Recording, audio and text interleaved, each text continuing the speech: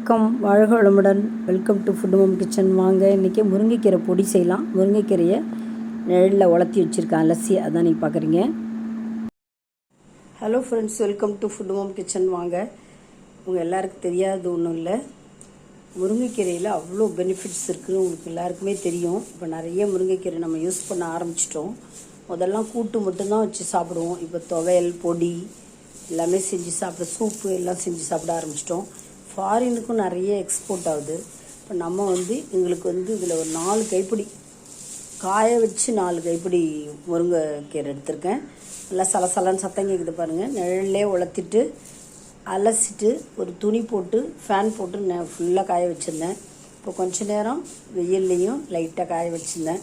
இப்போ நம்ம அதை வறுத்துப்போம். நல்லா நொறுங்குது, இருந்தாலும் இன்னும் கொஞ்சம் லைட்டாக வறுத்துக்கலாம். தேவையான இன்க்ரீடியன்ஸ் இந்த பொடி செய்யறதுக்கு. இது இட்லி பொடியாகவும் தொட்டு சாப்பிட்லாம், தோசையில் போட்டு சாப்பிட்லாம், சாதத்துலேயும் எண்ணெய் ஊற்றி பிசைஞ்சு சாப்பிட்லாம். இதுக்கு என்னென்ன தேவைன்னு பார்ப்போம். இட்லி பொடி மாதிரி செஞ்சுடுவோம்.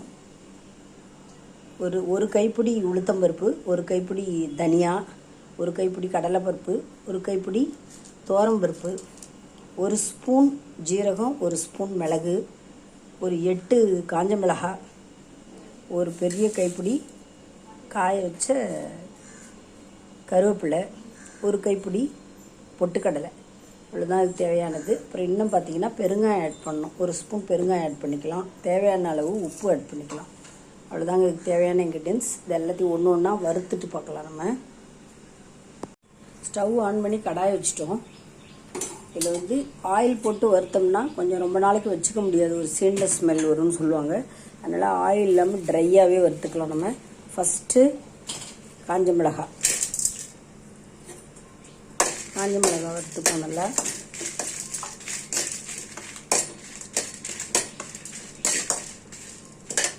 அடுத்தது பார்த்தீங்கன்னா இந்த பருப்பு வகையெல்லாம் வறுத்துக்கலாம். பருப்பு எல்லாம் போட்டுக்கலாம்.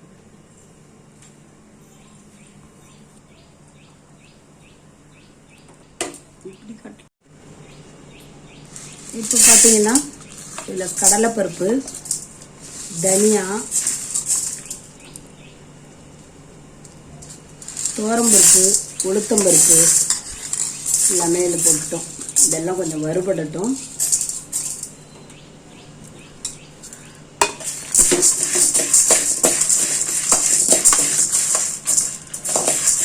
வறுபட்டுடுச்சு. இதில் மிளகு, ஜீரகம் அதையும் போட்டுக்கலாம். ஒரு ஸ்பூன் மிளகு, ஜீரகம்.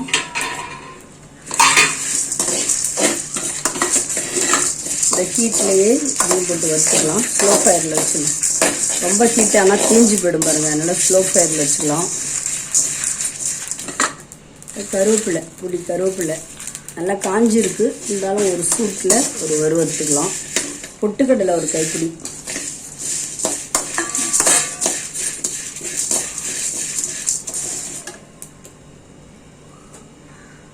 இந்த ஹீட்லேயே பார்த்தீங்கன்னா நம்ம 3 கைப்பிடி அளவுக்கு நம்ம முருங்கைக்கீரை காய வச்சு வச்சுருக்கோம் பாருங்கள். அலசிட்டு நல்லா டஸ்ட் இல்லாமல் அலசிட்டு காய வச்சு நிழல்லே காய வச்சு வச்சுருக்கேன்.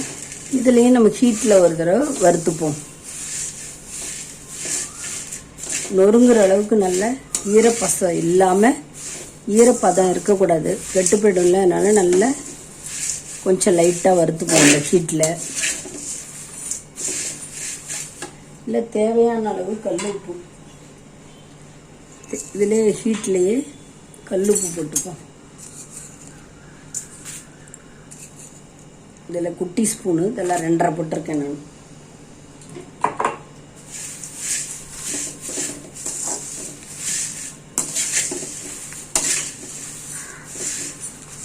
இந்த ஹீட்லேயே இது வறுபடட்டும்.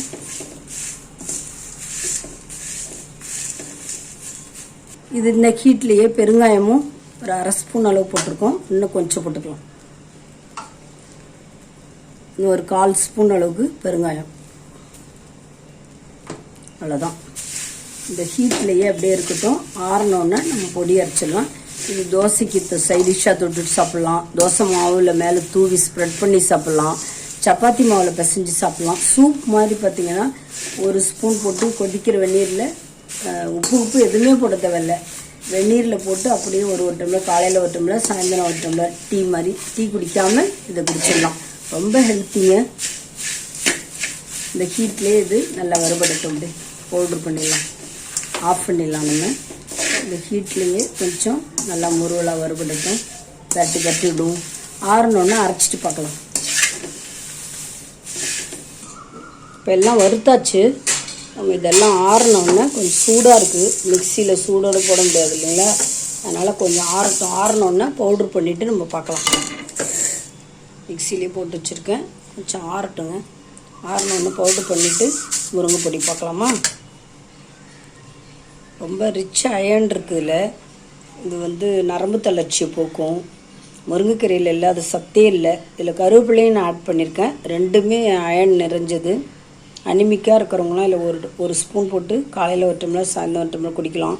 தோசை மாவில் கலந்து சாப்பிட்லாங்க. சப்பாத்தி மாவில் பிசைஞ்சு சாப்பிட்லாம். இது மாதிரி பல விதமாக செஞ்சு சாப்பிட்லாம். கொழுக்கட்டை பண்ணிவிட்டு அது மேலே தூவிட்டு கூட சாப்பிட்லாம். இதை அரைச்சோன்னு நம்ம பார்க்கலாம். இப்படி அரைச்சாச்சுங்க. இவ்வளோ வந்திருக்கு. இந்த வீடியோ உங்களுக்கு யூஸ்ஃபுல்லாக இருக்கும்னு நினைக்கிறேன். பிடிச்சிருந்துன்னா லைக் பண்ணுங்கள், கமெண்ட் பண்ணுங்கள், ஷேர் பண்ணுங்கள். மறக்காமல் சப்ஸ்கிரைப் பண்ணுங்கள். பெல் ஐக்கான் கிளிக் பண்ண மறந்துடாதீங்க. தேங்க்ஸ் ஃபார் வாட்சிங். நம்ம நெக்ஸ்ட் வீடியோவில்